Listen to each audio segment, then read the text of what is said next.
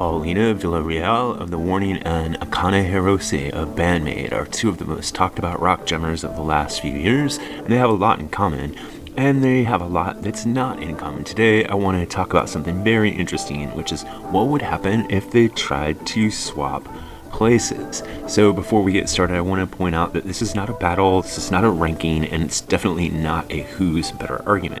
It's a thought experiment to let us look more deeply into the role each of these two magnificent drummers play in their respective bands, and also to see where drumming might be headed in the future. So before we can compare them, we have to compare their band. Drummers don't play in a vacuum, so let's start off with The Warning.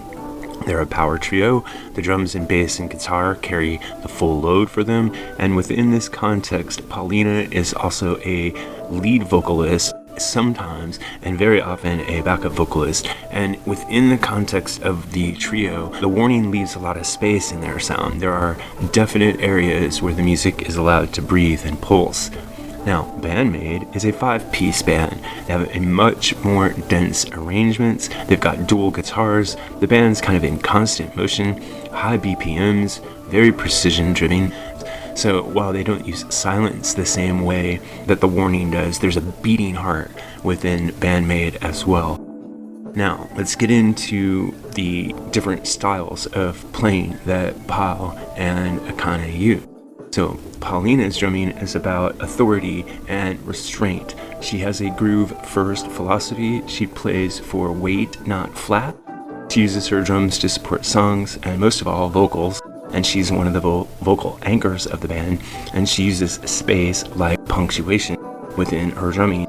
Now, I've got another video where I compare her directly to Neil Peart, and I think this is a fair comparison.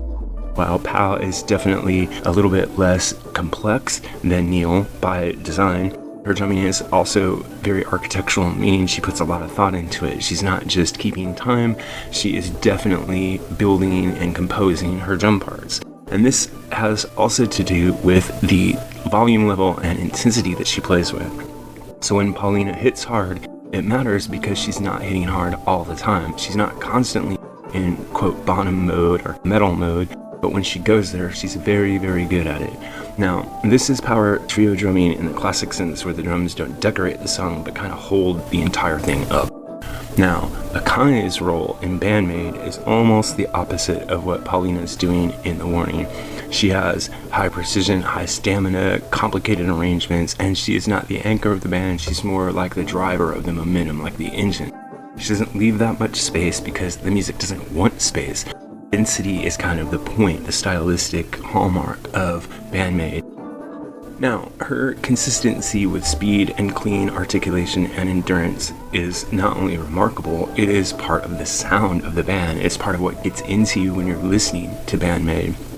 Part of what she does is help the band feel relentless and invincible, like they never stop moving and like there's no kind of rhythmic or melodic avenue that they can't just mow down.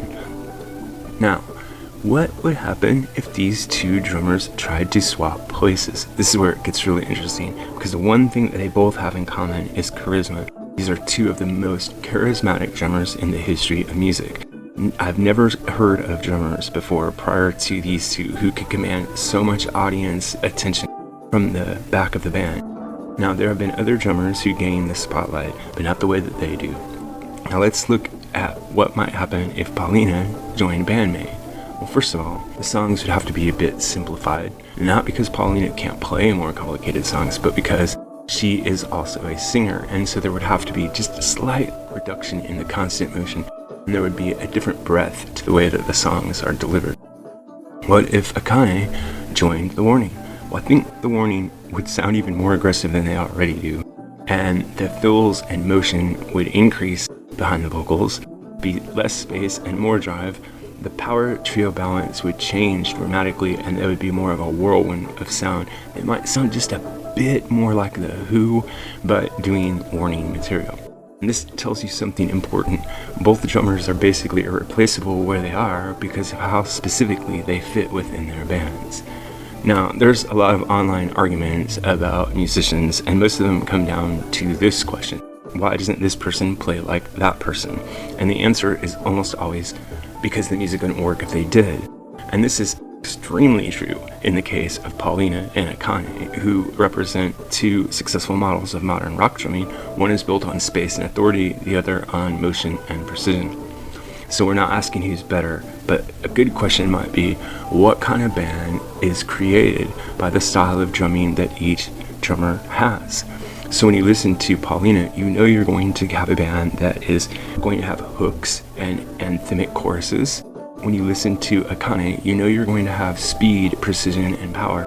And even though both of them can do what each other does technically, their spirits are different, and therefore their signature sounds are different. So what I'd like to hear from you is, what do you hear when you listen to Paulina? What do you hear when you listen to Akane? And what do you think would happen if they tried to swap places?